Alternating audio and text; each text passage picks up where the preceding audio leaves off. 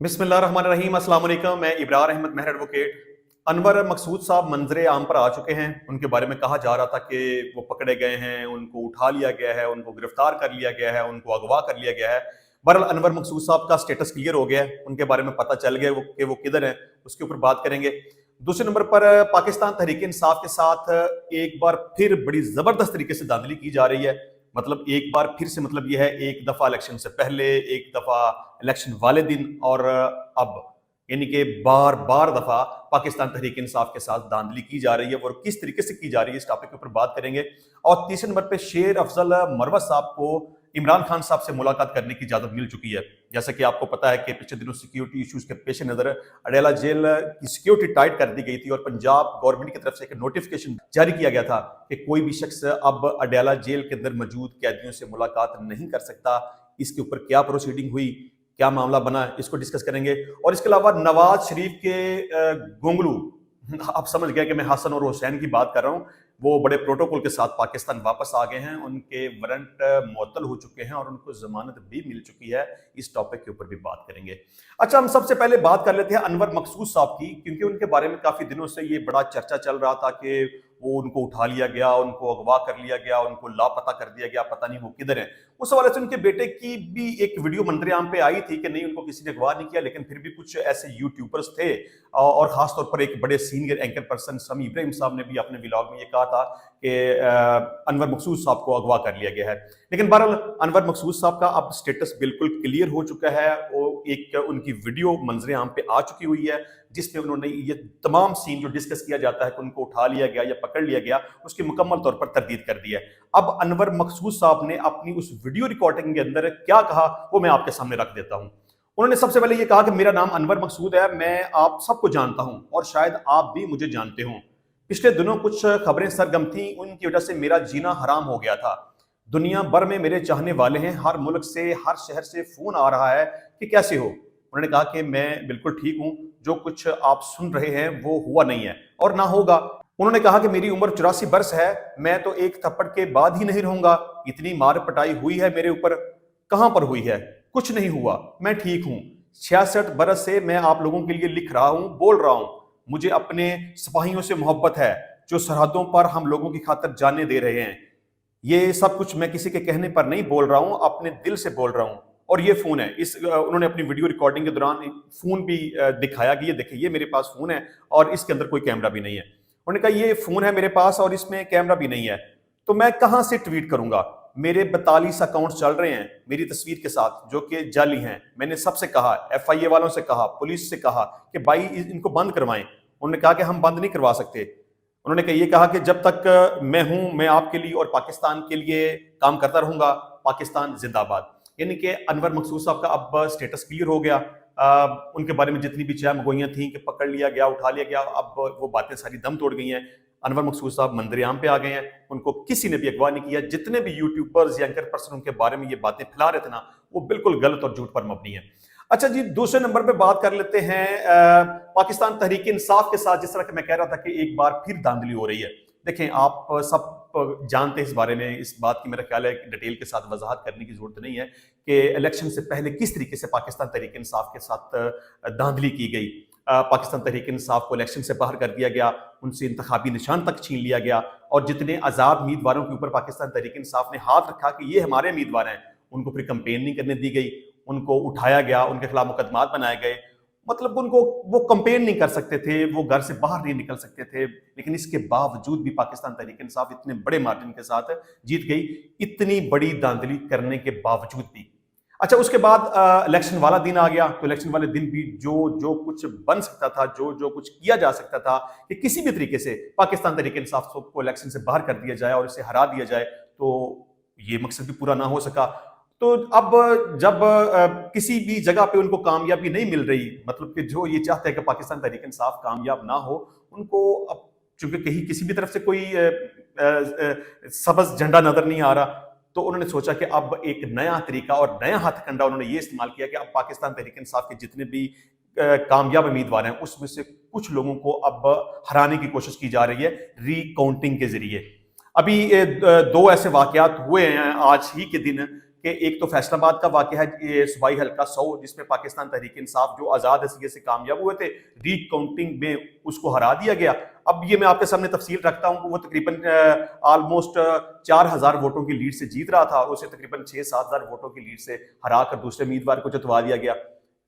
اب یہ سمجھ نہیں آتی کہ جو پہلے لوگ جیتے تھے ان کے ووٹ کدھر گئے، اور جب نئے پاکستان مسلم لیگ نون کے بندے کو جتوایا گیا ہے اس کے پاس اتنے زیادہ ووٹ کہاں سے آ گئے؟ مطلب 8-10 ہزار کے ووٹوں کی گنتی کہاں سے آ گئی؟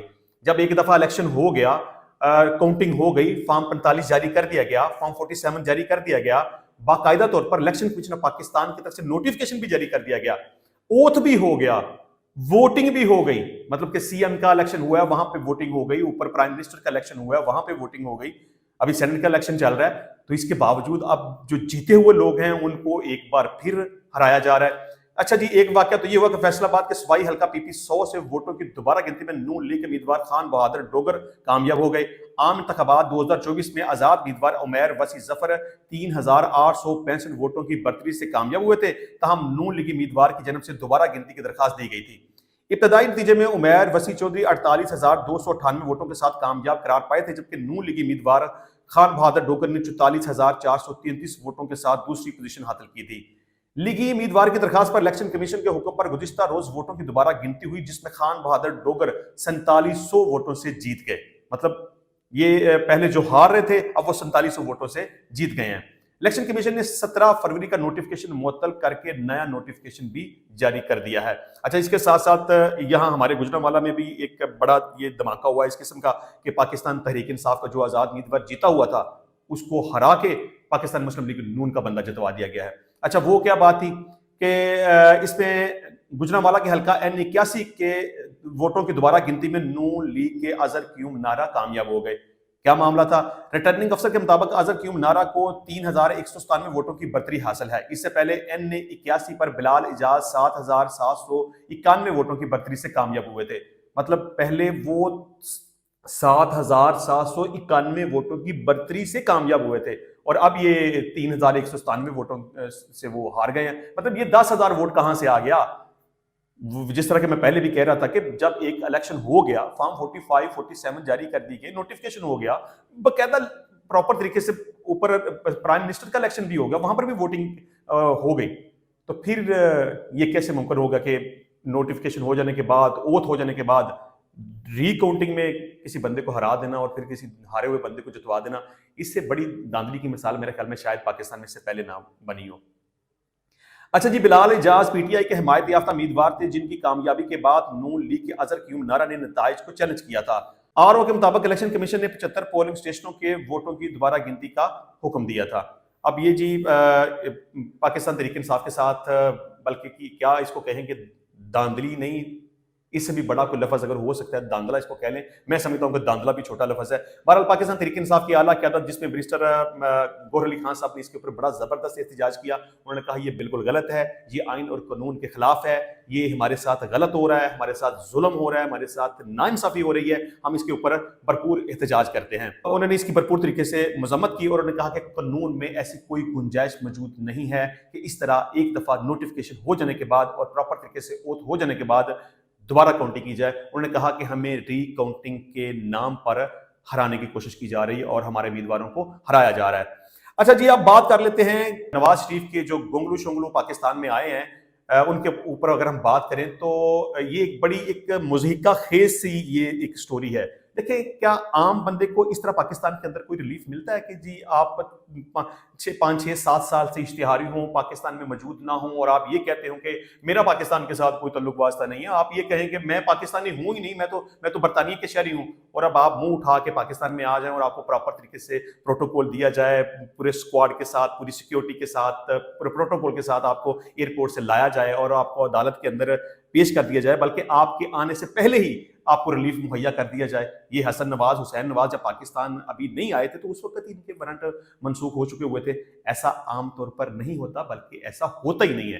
جب ایک بندہ اشتہاری ہو تو وہ کیا کرے گا؟ وہ سب سے پہلے آ کے یا تو اپنی بیل بیفور اریسٹ کروائے، یا جس عدالت نے اس کو اشتہاری کیا ہے وہاں عدالت کے اندر آ کے سرنڈر کرے، عدالت کو ایک اپلیکیشن دے اور جسٹیفائی کرے کہ میں جتنے بھی مہینے ہیں، سال ہیں، میں سال 2 سال 5 سال 7 سال मैं कहाँ रहा हूं, मैं क्यों पाकिस्तान में नहीं आया, मैंने क्यों खुद को कानून के हवाले नहीं किया, मैंने क्यों सरेंडर नहीं किया।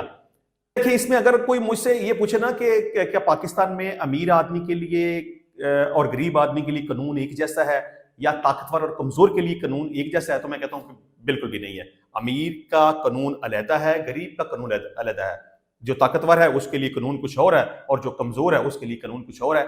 जिस तरह से वो ये कहते नहीं कि कानून एक ऐसा मकड़ी का जाला है जिसमें जो छोटे जानवर कीड़े मकोड़े वो तो उसके अंदर फंस जाते हैं, लेकिन जो बड़े जानवर या ताकतवर जानवर है वो उसको फाड़ के निकल जाते हैं।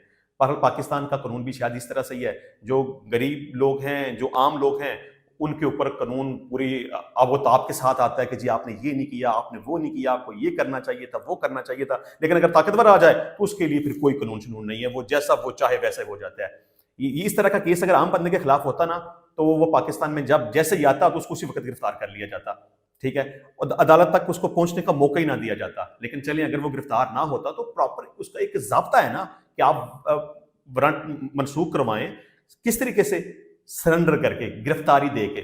तो ये तो नवाबजादे जब पाकिस्तान के अंदर आए, इनको तो पूरे प्रोटोकॉल के साथ लेके आए हैं और इनके वारंट तो पहले ही मनसूख हो चुके हुए थे। तो आज जनाब उनके वारंट की भी मनसूखी हो गई, उनकी जमानतें भी मंजूर हो गई। हालांकि इनके खिलाफ पनामा केसेस के हवाले से 3 मुख्तलिफ रेफरेंसेस थे, ये अल अजीजिया, मिल्स वाला, इवन फिलर और फ्लैगशिप रेफरेंस। अब तीनों के अंदर इनका इश्तिहारी का स्टेटस खत्म हो चुका है, वारंट मनसूख हो चुके हैं और इनकी जमानतें मंजूर हो चुकी हैं। अदालत ने 50,000 रुपए के मुचलके की इवज इनकी जमानतें मंजूर कर ली हैं। अच्छा, यहाँ पे एक बड़ी जबरदस्त बात ये हुई कि हसैन नवाज जब कोर्ट में जा रहा था तो एक सहाफी ने उससे पूछा कि जब पनामा केस चल रहा था तो उस वक्त तो आपने कहा कि मैं केसेस का सामना क्यों करूं, मैं तो पाकिस्तानी शहरी नहीं हूं। तो इस पर हसन नवाज ने ये कहा कि मैंने ये बात कब की थी, किसने ये बात की है, मैंने तो इस तरह की कोई बात नहीं की, मैं तो पाकिस्तानी शहरी हूं, मेरे पास किसी किस्म का कोई दूसरा पासपोर्ट नहीं है। आप अंदाजा कर लें कि ये इतने बड़े झूठे हैं। उस वक्त जब इसके खिलाफ केसेस चल रहे थे ना, तो उस वक्त ये कहते थे कि जी हम पाकिस्तान में क्यों आए, हम केसेस का सामना क्यों करें, हम पाकिस्तानी शहरी नहीं है, हम तो बरतानिया के शहरी हैं। तो अब जब अब्बा पाकिस्तान में आ गया, चाचे की हुकूमत आ गई और मरियम यहाँ सीएम लग गई, तो पूरा पाकिस्तान अपना है, कौन पूछने वाला है। पाकिस्तान में आ गए पूरे टके के साथ और उनके वारंट भी मुअत्तल, जमानतें सब कुछ, बरी भी हो जाएंगे, कोई मसला नहीं है। तो बहरहाल ये वो लोग थे जो कहा करते थे कि हम पाकिस्तान के शहरी नहीं हैं। बेशर्म लोग अब जिस तरह से पाकिस्तान वापस आए हैं और जिस तरह से इन्होंने अपने वारंट मनसूख करवाए हैं, ये एक स्याह दब्बा है हमारे कानून के ऊपर। बहरहाल मैं समझता हूँ कि हमारी जुडिशरी के ऊपर एक बहुत बड़ा स्याह दब्बा है। मैं हमेशा से ये बात करता हूँ कि अगर हम करप्शन की बात करें ना, तो पाकिस्तान की अदालतों का नंबर सबसे ऊपर टॉप पे आता है, और अगर हम इंसाफ की फराहमी की बात करें तो हमारा नंबर 140वां आता है। इसका मतलब क्या है? मतलब ये कि हम करप्ट हैं, हमारी अदालतें करप्ट हैं, इंसाफ मुहैया नहीं करती। अदालतों का रोल इस माशरे के अंदर बहुत इंपॉर्टेंट है, बल्कि इस माशरे के अंदर क्या, मैं कहता हूँ पूरी दुनिया के अंदर अदालतों का रोल सबसे इंपॉर्टेंट होता है।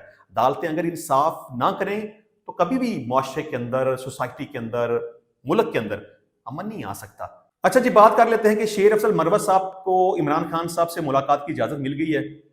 जिस तरह से कुछ दिन पहले ये एक पंजाब गवर्नमेंट की तरफ से नोटिफिकेशन किया गया था कि सिक्योरिटी इश्यूज के पेश नज़र कोई भी शख्स जो है वो जेल के अंदर किसी भी कैदी से मुलाकात नहीं कर सकता। तो इसके ऊपर पाकिस्तान तहरीक इंसाफ ने अपना काफ़ी एहतजाज रिकॉर्ड करवाया। तो शेर अफजल मरवत साहब ने इस नोटिफिकेशन को इस्लामाबाद हाई कोर्ट में चैलेंज किया। उसकी केस की सूरत को हम थोड़ा सा डिस्कस कर लेते हैं। जस्टिस अरबाब मोहम्मद ताहिर ने इस्लामाबाद हाई कोर्ट में इमरान खान से जेल में मुलाकात पर 12 मार्च तक के लिए पाबंदी के आर्डर के खिलाफ शेर अफजल मरवत की दरखास्त पर समाअत की। सुप्रीटेंडेंट अडयाला जेल असद वडाज अदालत के सामने पेश हुए। समाअत के आगाज पर असद वडाज का कहना था कि इस सिलसिले में कई 100 दरखास्तें आ रही हैं। वकील शेर अफजल मरवत ने कहा कि जस्टिस सरदार इजाज इसहाक खान की अदालत में यह तय हो गया है। इस पर सुप्रीटेंडेंट जेल असद वडाज का कहना था कि आर्डर ये हुआ था कि वकला के अलावा 6 अफराद को मिलने की इजाजत होगी। मेरे पास 7,000 कैदी हैं, रोजाना की बुनियाद पर 6 अफराद को मिलने की अदालत ने इजाजत दी है, जो हमारे लिए मुमकिन नहीं है। जस्टिस अरबाब मोहम्मद ताहिर ने असद वडाई से मुकालमा किया कि आप हर रोज किसी नए इतराज के साथ हमारे पास आ जाते हैं। इन आर्डर्स के फील्ड में होते हुए आपने देखना है कि आप इन आर्डर्स के खिलाफ वर्जी करना चाह रहे हैं। इस पर जस्टिस अरबाब मोहम्मद ताहिर ने जेल हुक्काम से दरियाफ्त किया कि कौन से ऐसे लोग हैं जिनको कोई नहीं जानता है। शेर अफजल मरवत, कौमी असम्बली के मेंबरान, सेंटर्स, आप इन सब को चेक करें। अगर अदालती हुक्म पर अमल नहीं करेंगे तो क्यों ना सुप्रीटेंडेंट अडयाला जेल के खिलाफ तौहीन अदालत की कार्रवाई हो।